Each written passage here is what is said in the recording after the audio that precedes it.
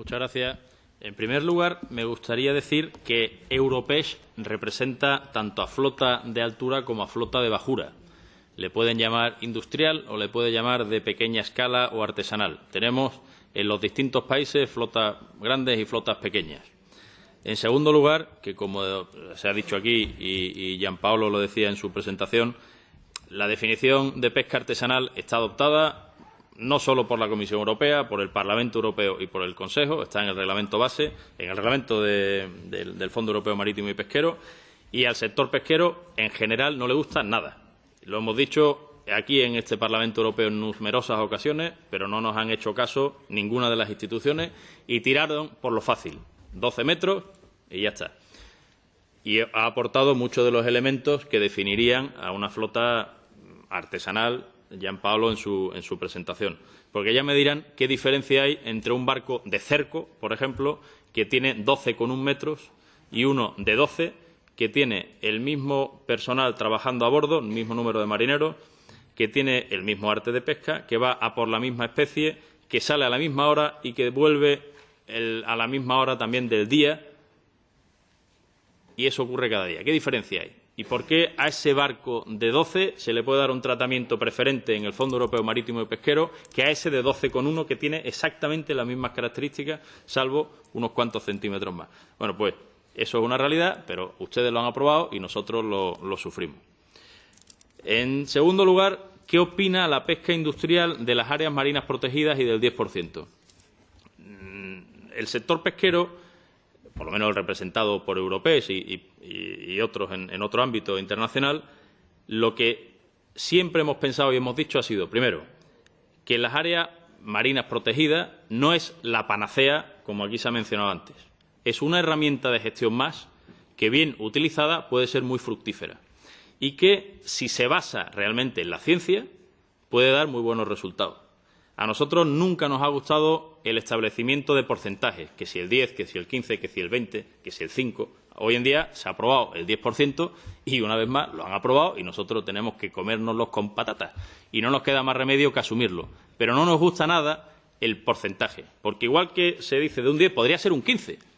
Nosotros no sabemos qué porcentaje es el adecuado. Nosotros lo que decimos es que, si se basa en la ciencia, con los datos científicos, vamos a intentar gestionarlo de la mejor manera posible y estableciendo allí donde corresponda. Nosotros tenemos buenas experiencias con reservas marinas y con áreas marinas protegidas en unos sitios y malos en otras. No es lo mismo una área marina protegida pensando en especies altamente migratorias que una pensando en especies demersales. Es diferente, con lo cual eso es lo que en general opina el sector industrial, como lo ha llamado. Con relación a las medidas que se pueden aplicar aplicando el enfoque de abajo arriba, que decía la señora Aguilera, nosotros tenemos en el Mediterráneo una experiencia muy clara. El reglamento del año 2006, al igual que ocurrió con el reglamento de control, por cierto, fue rotundamente rechazado por todo el sector pesquero del Mediterráneo, después de meses y meses de discusiones aquí en Bruselas, con la Comisión Europea, con el Consejo. En aquella época no existía la codecisión, pero había reuniones también en el Parlamento Europeo, y no nos hicieron caso. Adoptaron su reglamento y hoy en día mucha gente dice que está fracasando en su aplicación. De hecho, el periodo transitorio fue hasta me parece que era mayo o julio del 2010, y realmente aplicar tardó varios años más, porque todo el sector pesquero se resistía. Incluso los Estados miembros miraban para otro lado porque veían que no era un buen reglamento. Lo que nosotros decimos es ¿por qué no aprendemos de las lecciones del pasado, de lo que ya hemos vivido?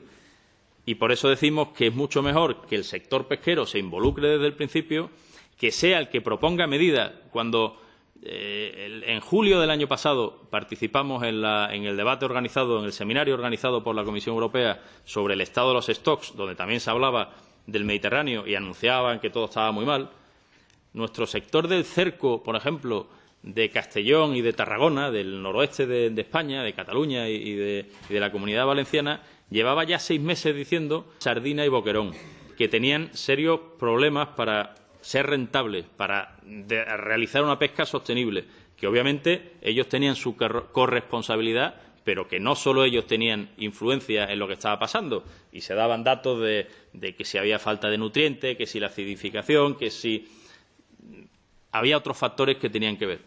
Y ya entonces proponían el propio sector pesquero que se aplicaran medidas en España y en general en la Unión Europea para intentar revertir la situación. Es decir, que el propio sector pesquero, yo estoy de acuerdo que ha cambiado.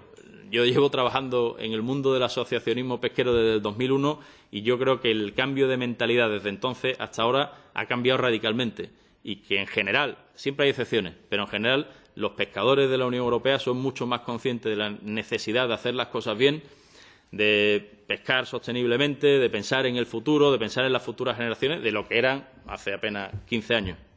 Pero eso es bueno, eso es bueno. Y nos han dado palos por todos lados. Pero, bueno, a base de palos y de la propia concienciación, yo creo que vamos ahora por el buen camino. Por eso decía que si son nuestros pescadores del Mediterráneo, como contaba nuestro colega en Francia, que han visto que tienen problemas y han propuesto una serie de medidas, o estamos haciendo en España, o en Italia, o en Malta, o en otros países de la Unión Europea, será mucho mejor que si viene la Comisión Europea con el palo, que fue el reglamento del 2006, y nos impone una serie de medidas que nadie va a querer cumplir, que los pescadores van a intentar salvar por un lado y por otro, y por eso yo creo que el enfoque ese de abajo hacia arriba es el adecuado en este caso para revertir la situación y para resolver los problemas que tenemos en el Mediterráneo, que están ahí y van a suponer grandes sacrificios de nuevo para el sector pesquero. Pero al sector pesquero no le queda más remedio que asumirlo para intentar poder seguir pescando en el futuro. Y bueno, en ello estamos trabajando y confiemos en que la Comisión Europea, los Estados miembros, el Parlamento Europeo nos haga caso y consigamos salvar la situación. Gracias. Merci.